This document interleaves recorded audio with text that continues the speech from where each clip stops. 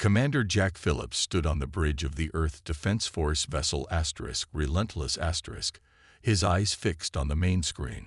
The unknown craft had appeared at the edge of their solar system just hours ago, moving with purpose toward Earth. "Any response to our hails?" Jack asked, his voice steady despite the tension in the room. "Nothing yet, sir," replied Communications Officer Maria Diaz. "Wait, incoming transmission." The screen flickered, and for the first time in human history, an alien face appeared. The creature had blue-gray skin, large eyes, and no visible nose. When it spoke, its words were somehow translated into English. "Greetings, people of Earth. We are the Vordari, representatives of the Galactic Confederation. We come in peace and friendship." That was 3 days ago. Now, Ambassador Liam Brooks adjusted his tie as he prepared to enter the meeting room, where Earth's future would be decided. The year was 2157, and humanity had managed to colonize Mars and build outposts on Europa and Titan. But this was something else entirely. "Remember, Ambassador," said General Susan Martinez, "our scans show their ship has weapons beyond anything we've ever seen. Be diplomatic, but don't give away the farm." Liam nodded. "I understand the stakes." Inside the United Nations Special Chamber, delegates from every major Earth nation waited. The Vordari representative, High Speaker Zin Tal, sat calmly at the table. He was taller than the images had suggested, nearly 7 feet, with a slender build and those unsettling large eyes that seemed to take in everything. "Ambassador Brooks," Zin Tal said, rising slightly in what Liam assumed was a gesture of respect. "My people have observed yours for several decades. Your determination and resourcefulness are notable." "Thank you," Liam replied, taking his seat. "We're eager to learn about the Confederation and its members." "The Confederation spans over 200 star systems and includes 27 spacefaring species," Zin Tal explained. "We maintain peace, facilitate trade, and share technology. We would like to extend membership to Earth." President Frank Miller leaned forward. "What would membership entail?" "Access to faster-than-light travel technology, trade routes to 12 nearby systems, medical advances that would extend human lifespans by at least 40 years, knowledge of sustainable energy production that would end your resource limitations." Zin Tal's mouth formed what might have been a smile. "In exchange, we ask only for agreement to our standard terms." The terms were displayed on screens around the room. Most seemed reasonable: cultural exchange programs, trade agreements, shared scientific research. But Liam noticed some concerning points buried in the diplomatic language: restrictions on military expansion, limitations on weapons development, and required approval for new colony locations. "These terms seem one-sided in certain areas," Liam said carefully. Zin Tal tilted his head. "All new members accept these terms. Your civilization is young. The Confederation has existed for over 4,000 of your years. Think of it as guidance from those with experience." There was something in the alien's tone that bothered Liam, a subtle condescension, as if speaking to a child. After 12 hours of discussion, Earth's representatives agreed to preliminary terms. The room buzzed with excitement as people discussed the possibilities of faster-than-light travel and extended lifespans. Only Liam and a few others noticed how easily the Vordari had dismissed their concerns about the military restrictions. Later, in his office, Liam reviewed the recording of the meeting. He paused on Zin Tal's face when the alien thought no one was watching, an expression of satisfaction that seemed out of place for someone who had just welcomed equals to a galactic community. "Computer, save this timestamp," Liam said quietly, "and start a private file. Call it Confederation Concerns." Outside, people celebrated in the streets. Humanity had taken its first step into a larger universe. Few suspected that those steps were being carefully directed, or that humanity would not be content to follow that path for long. 5 years passed since first contact. Humanity now had faster-than-light ships and 3 colony worlds beyond the solar system. Earth cities shone with new technology, and people lived healthier, longer lives thanks to Confederation medical advances. But Dr. Olivia Grant was not celebrating. In her lab beneath MIT, she studied the alien tech with growing concern. "Look at this," she said to her assistant, Paul. She pointed to the inside of a Vortari communication device. "This isn't cutting-edge technology. These circuits are old, outdated by their standards." Paul frowned. "How can you tell?" "I've been comparing their tech from different times. Everything they give us is at least 50 years behind what they actually use." Olivia closed the panel. "They're keeping us in the kiddie pool." Across the galaxy, Captain Sam Foster felt the same unease. His ship, the Pathfinder *, was on a diplomatic mission to meet other Confederation species. The Vortari had called it a cultural exchange opportunity. Sam sat in a dim corner of an alien space station bar, talking quietly with a reptilian being named Crestha. Crestha's scales shifted colors with his mood, currently a nervous yellow-green. "So your people joined 100 years ago?" Sam asked. "Yes, we were promised full membership status after 50 years. Crestha's voice dropped lower. "We're still waiting." "What about military development?" "Restricted. Always restricted." Crestha blinked his large eyes. "Same for the Tellarites, the Janari, and all the other junior members." Sam took a sip of his drink. "And the Vortari, the Makari. They have no restrictions. They call themselves founding species. They have the newest ships, the biggest weapons." Crestha's scales flashed a brief red. "Be careful, human. Your species asks too many questions." Back on Earth, Ambassador Liam Brooks and Dr. Grant presented their findings to the United Earth Council. "They're keeping us dependent," Liam explained. "The tech they share is impressive to us, but obsolete to them." President Kate Harris looked troubled. "Are you suggesting we break the treaty?" "No, Madam President," Dr. Grant said. "But we should be aware that the playing field isn't level, and we should be careful what we share with them." In the end, the Council decided to maintain diplomatic relations. The technology, even if outdated, was still valuable. Humanity would play along. For now. But trouble was brewing on Europa. The mining operation there, run by Joe Rivera, was facing problems. "The equipment keeps failing," Joe told his boss over a secure line. "It's like something is messing with our systems." 2 days later, an explosion ripped through the Europa facility. 15 miners died. The Vortari representatives arrived quickly to help investigate. "This is unfortunate," said Vortari Overseer Cruel to the Earth investigators. "But such accidents happen when species use technology beyond their understanding." Intelligence Officer Ryan Murphy wasn't convinced. In his small office at Earth Defense Headquarters, he reviewed security footage from Europa. He froze on a frame showing a shadow that shouldn't be there. "Enhance section J17, he commanded. The computer zoomed in, revealing a figure in what looked like a Makari stealth suit. "Not an accident," Ryan whispered. He kept digging and found more. Intercepted communications between Vortari and Makari ships near Europa just before the explosion. One phrase stood out: "Containment protocol activated." Ryan sent the evidence through secure channels to Ambassador Brooks. Liam's face was grim as he reviewed the data.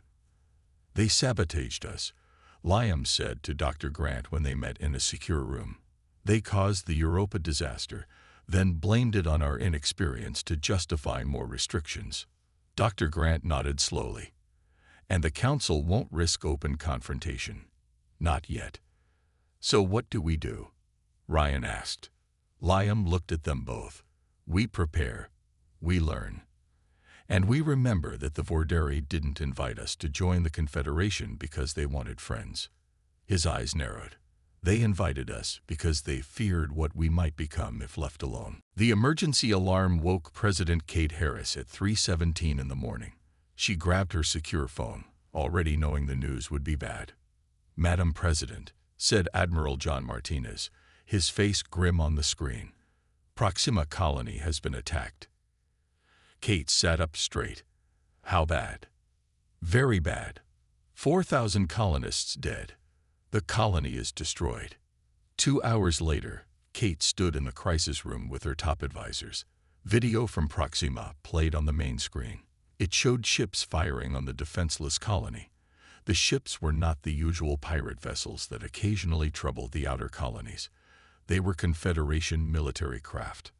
"Have we confirmed this footage is real?" Kate asked. Ryan Murphy, now head of intelligence, nodded. "Yes, Madam President. 3 separate sources. And we have this." He played a transmission from the colony's final moments. Governor Alan Lewis's voice was clear despite the alarms in the background. "This is an unprovoked attack. We are a civilian colony. The attackers are using Confederation military ships. I repeat, Confederation military ships." The transmission ended with an explosion. Kate's face hardened. "Contact the Confederation Council. Immediately." 3 days later, Kate stood before the Confederation Council on their central world. High Speaker Zintal and representatives from the 27-member species looked down from their elevated seats. Only the junior species sat at the same level as the humans. "We have evidence that Confederation military vessels attacked our colony," Kate said, her voice steady. 4,000 of my people are dead." Zintal looked bored. "We have reviewed your evidence. These were clearly pirate ships using stolen Confederation identification codes." "Our analysis confirms they were official ships," Kate insisted. "We demand justice." A Makari representative named Jor stood up. "Perhaps if humans had accepted proper security protocols, this tragedy could have been avoided. We again offer our protection services." "At what cost?" Kate asked. "Direct oversight of all human military assets," Jor replied. "For your safety, of course." Kate felt cold anger rising inside her. This was their plan all along: engineer a crisis, then offer a solution that would further limit human independence. Later, in the safety of the Earth Embassy, diplomat Ethan Cole shared disturbing news with Kate and her team. "I've spoken with representatives from 3 other junior species," Ethan said quietly. "All of them faced similar pirate attacks when they questioned Confederation authority. And they all accepted protection afterward." Admiral Martinez asked. Ethan nodded. They felt they had no choice.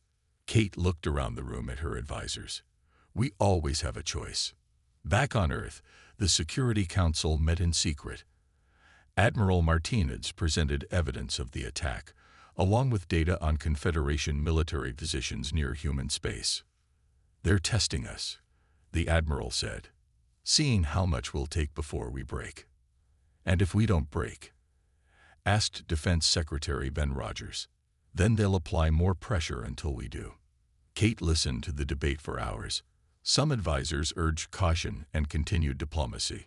Others wanted immediate military action, despite being outgunned. Finally, Kate stood. The room fell silent. "For 5 years, we've played by their rules. We've accepted limits on our development. We've turned a blind eye to their condescension. We've even accepted their excuses for the Europa incident." Kate placed her hands on the table. "But they have crossed a line. They have killed our people."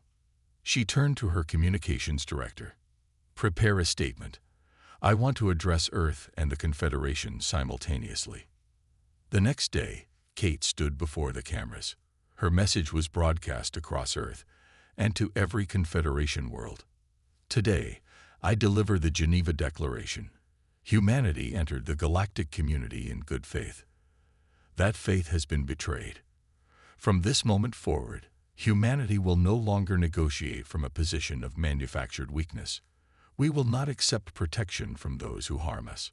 We will not surrender our sovereignty. And we will not forget Proxima." Across the galaxy, the Vorderi watched with amusement. What could these humans possibly do?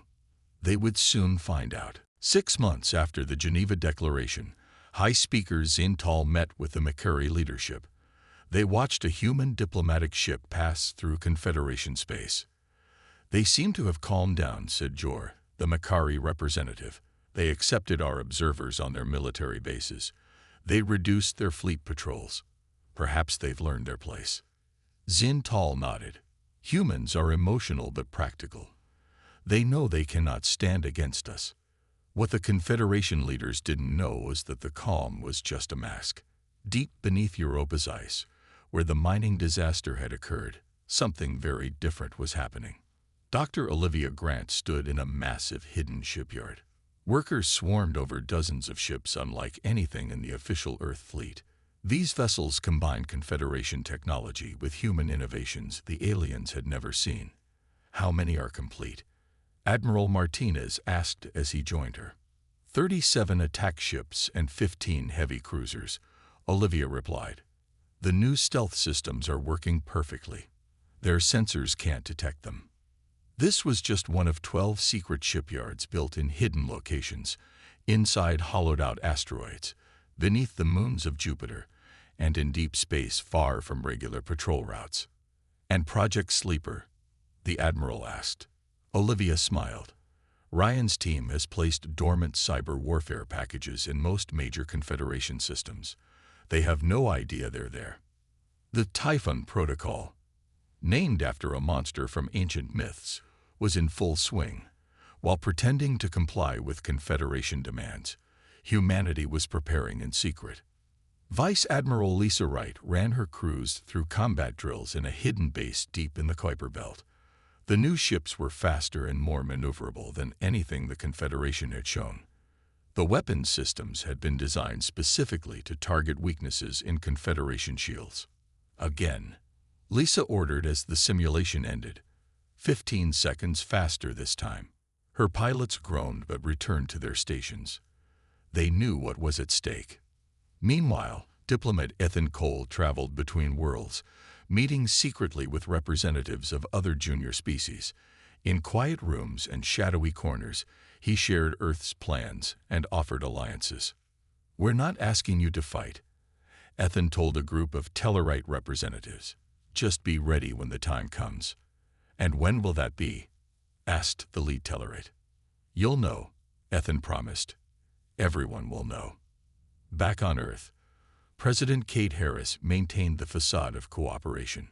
She met with Confederation representatives, smiling and discussing trade while secretly reviewing progress reports from the Typhon Protocol.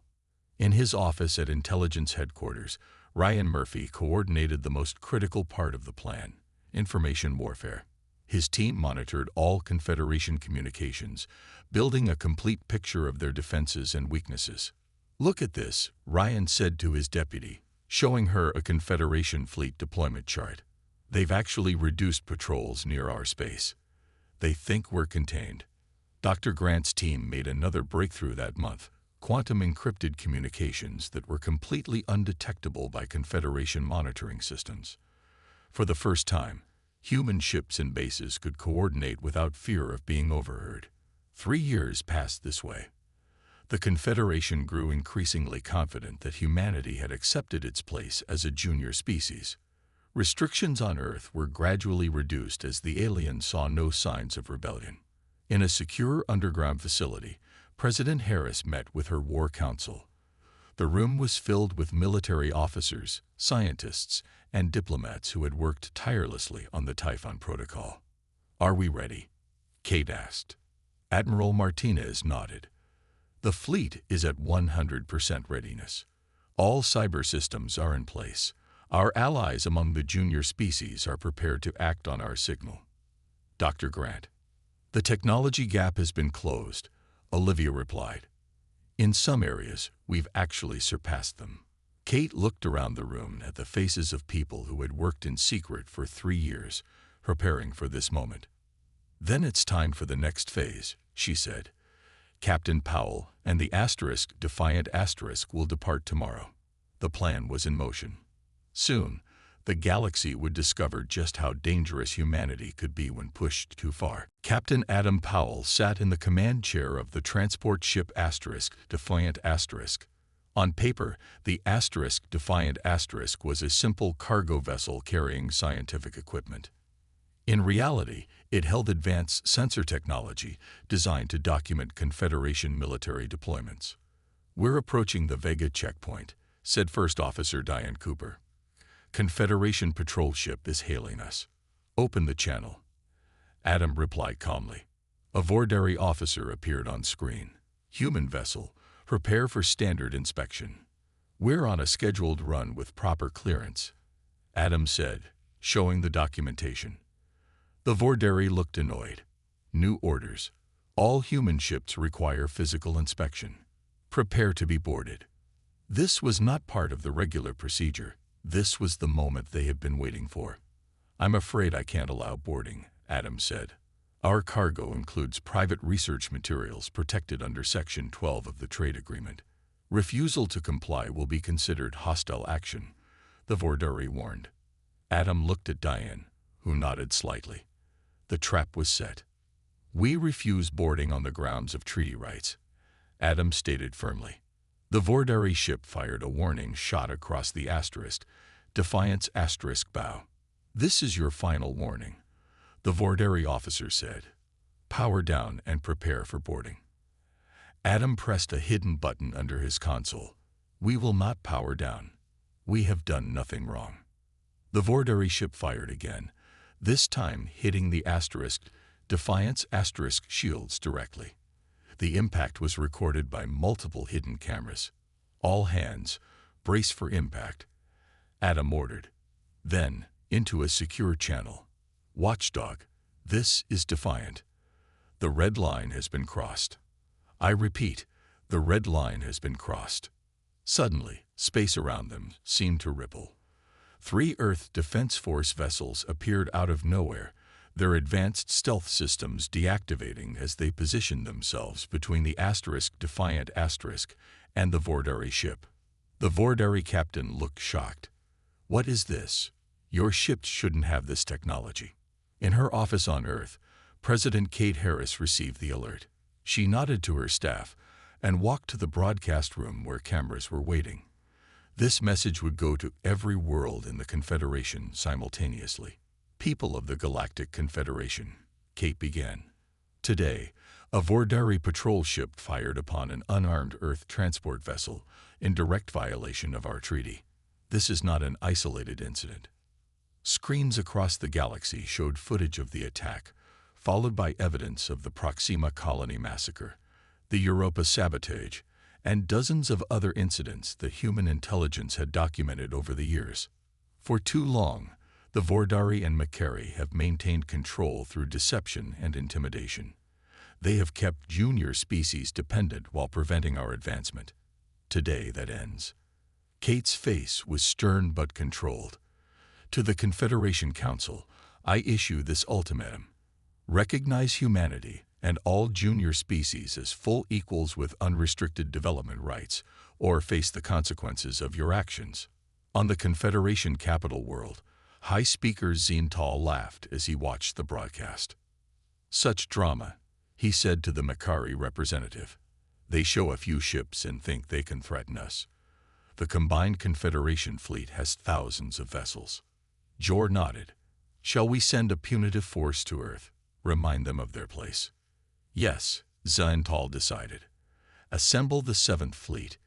It's time these humans learned a permanent lesson about defiance." What the Confederation leaders didn't know was that this response was exactly what humanity had predicted and planned for. On the Defiant Captain Powell received word of the Confederation's decision. "They're sending the 7th Fleet to Earth," he told his crew, exactly as Admiral Martinez predicted. First Officer Cooper looked worried. "That's over 200 warships. Can we really stand against that?" Adam smiled slightly. "They still think they know what we're capable of. That's their biggest mistake." Across human space, hidden vessels began to power up. Sleeper agents among the junior species moved into position. And deep in Confederation systems, dormant cyber warfare packages waited for the signal to activate.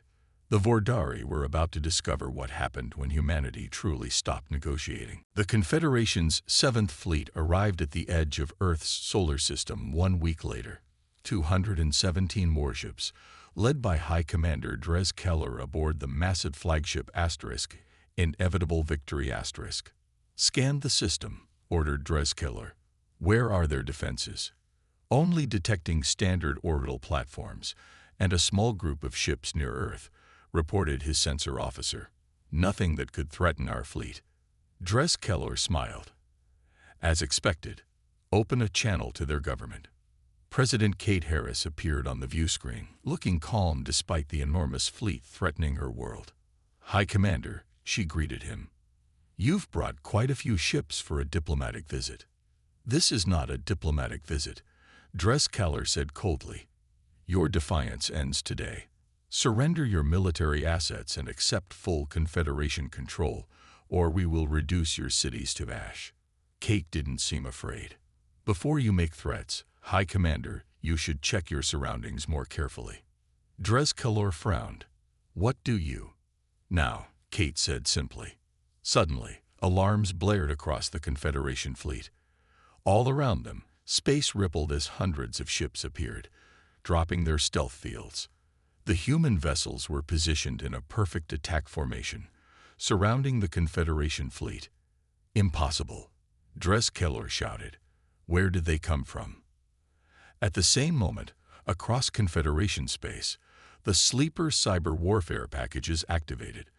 On 27 Confederation worlds, communication systems went down. Weapons platforms suddenly stopped responding.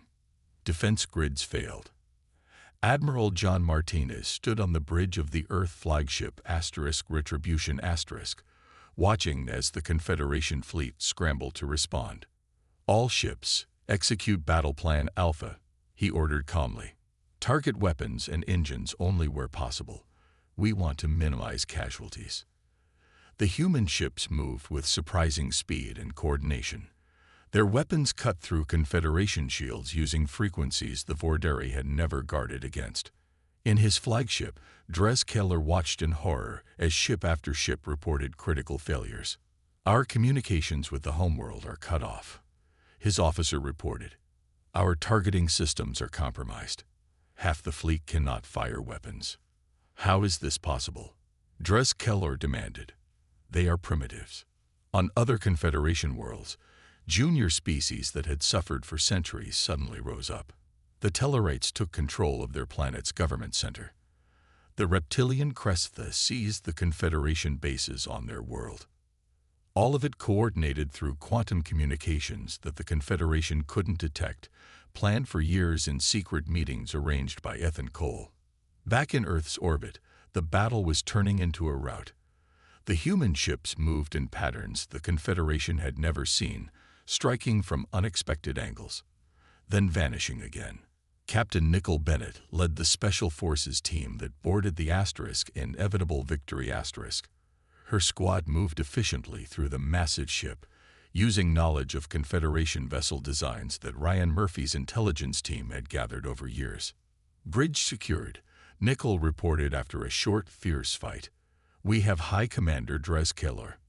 The Vordari commander looked stunned as human soldiers surrounded him. "How?" he asked as Nicole approached. "Your technology, your tactics. None of this was in our assessments." "That was the point," Nicole replied. "You thought you knew everything about us, but you only saw what we wanted you to see." Within 6 hours, the Battle of Earth was over. 73 Confederation ships surrendered. 42 were disabled. The rest retreated, only to find themselves cut off from reinforcements by the rebellion of junior species throughout Confederation space. Admiral Martinez contacted President Harris from the captured Confederation flagship. "The solar system is secure, Madam President. Minimal casualties on both sides. Most of their ships surrendered once they realized their situation." Kate nodded. "And beyond our system?" "Reports coming in from all sectors," Martins replied. "The junior species are rising up exactly as planned. The Confederation's control is crumbling." Kate took a deep breath. 3 years of secret preparation, of playing the compliant junior partner while building their strength, had paid off. "Send a message to all Confederation worlds," she ordered. "Tell them it's time to build something new." 6 months after what became known as the Liberation War, Admiral John Martinez stood in the Great Hall on Luna where the new treaty would be signed. Representatives from 34 species filled the room, including the Vordari and Makari, who now sat as equals, not rulers. "Never thought I'd see this day," said Captain Nickel Bennett, now standing beside him in her formal uniform. "Nor I," John admitted, "but here we are." The doors opened and Liam Brooks entered.